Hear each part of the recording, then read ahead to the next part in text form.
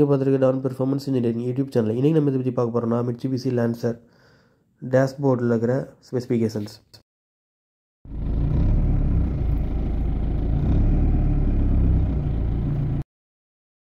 பேசிக்காகவே வந்து பார்த்திங்கன்னா இது டீசல் இன்ஜின் வந்து 24 இயர்ஸ் ஆகுது. ஓகேங்களா. பேசிக்காக இதில் வந்து பார்த்திங்கன்னா உங்களுக்கு வந்து டேக்கோமீட்டர் ஒன்று கொடுத்துருப்பாங்க, ஒன்று ஸ்பீடோமீட்டர். அதெல்லாம் வந்து அனலாகில் இருக்கும். டிஜிட்டல்னு சொல்கிற மாதிரி எதுவுமே இருக்காது. டிஜிட்டல்னு சொல்கிறது ஆடியோ மீட்டர் மட்டும் டிஜிட்டல் இருக்கும். மற்றபடி வந்து உங்களுக்கு வார்னிங் லைட் சிம்பிள்ஸ்னால் வந்து எலக்ட்ரானிக் லைட்ஸு இண்டிகேட்டர் கொடுத்துருப்பாங்க. இதுதான் வந்து ஒரு வயரிங் டயக்ராம் பார்த்துக்கோங்க.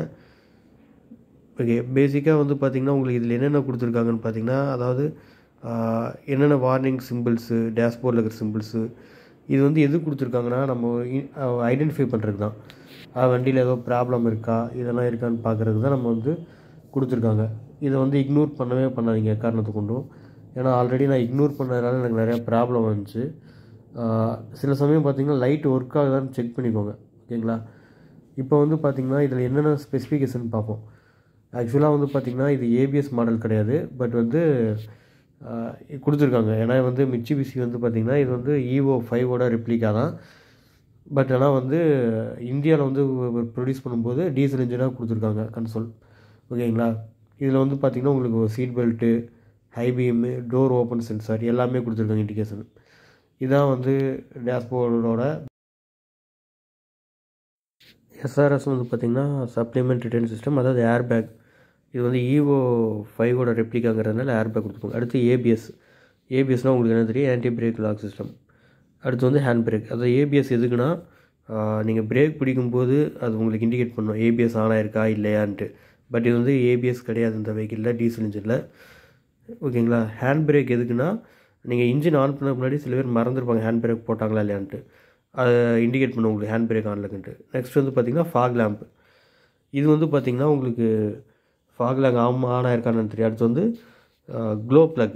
டீசல் இன்ஜினில் பொதுவாகவே வந்து க்ளோ ப்ளக் வரும். எதுக்குன்னா வந்து கோல்டர் டைமில் ஸ்டார்ட் பண்ணுறது ஈஸியாக. இது வந்து ஃபியூல் ஃபில்டர்.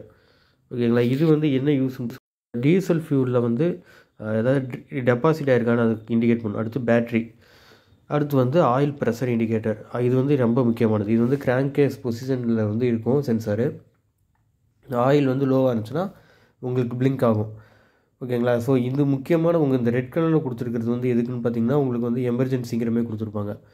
ஓகேங்களா. அந்த ஃபியூல் ஃபில்டரோட ஒன்றும் ப்ராப்ளம் இல்லை அவ்வளோக்கா. அதாவது இந்த க்ளோ ப்ளக்கு இதெல்லாம் வந்து ஒரு மேண்டேட்டரி கிடையாது. ஃபாக் லேம்ப்னா உங்களுக்கு யூசர் ஃப்ரெண்ட்லியாக இருக்கிறதுக்காக தான் கொடுத்துருக்காங்க எல்லோ கலரில். க்ரீன் கலருங்கிறது பார்க்கிங் அசிஸ்ட்டு இந்தமாதிரி எக்கோ ஃப்ரெண்ட்லி இதுக்காக தான் க்ரீன் கொடுத்துருப்பாங்க. இந்த ரெட்டு இந்தமாதிரி கொடுக்கும்போது நீங்கள் கட்டாயம் பார்க்கணும். ஏன்னா அந்த பிரேக் நீங்கள் யூஸ் பண்ணிட்டு நீங்கள் போட்ட முடியாது. ஓகேங்களா. அதனால் ஏபிஎஸ் இதெல்லாம் கொடுத்துருப்பாங்க. SRSனால் ஏர்பேக் வந்து ரொம்ப சேஃப்டியானது. ஸோ அது நீங்கள் இண்டிகேட்டர் வந்துச்சுன்னா நீங்கள் என்னென்னு பார்க்கணும், சென்சார் ஒர்க் ஆகுதா இல்லையான்ட்டு.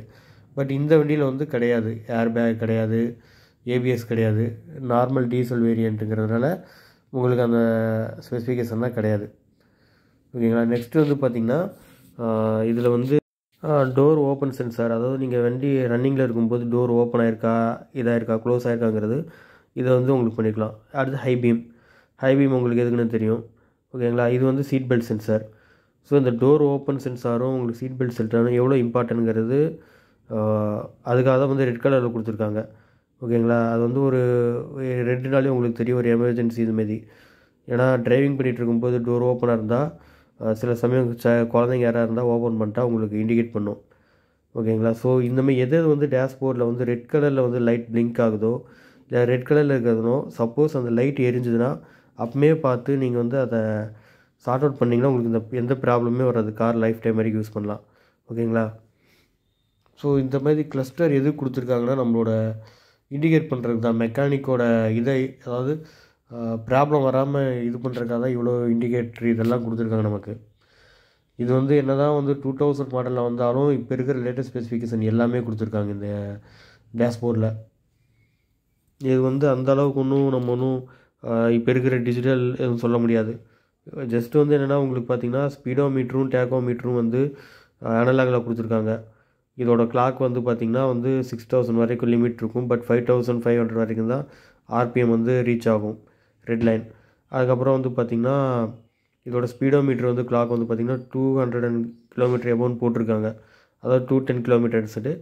பட் அந்தளவுக்கு ரீச் பண்ண முடியாது ஓகேங்களா, ஏன்னா சென்சாரில் வந்து லிமிட்டட் தான் வச்சுருக்காங்க. அதுக்கப்புறம் ட்ரிப் மீட்டர் ஓடியோ அது வந்து டிஜிட்டலில் கொடுத்துருக்காங்க. இது வந்து பார்த்திங்கன்னா ட்ரிப்பு 1 ஓவரால் ட்ரிப்பு.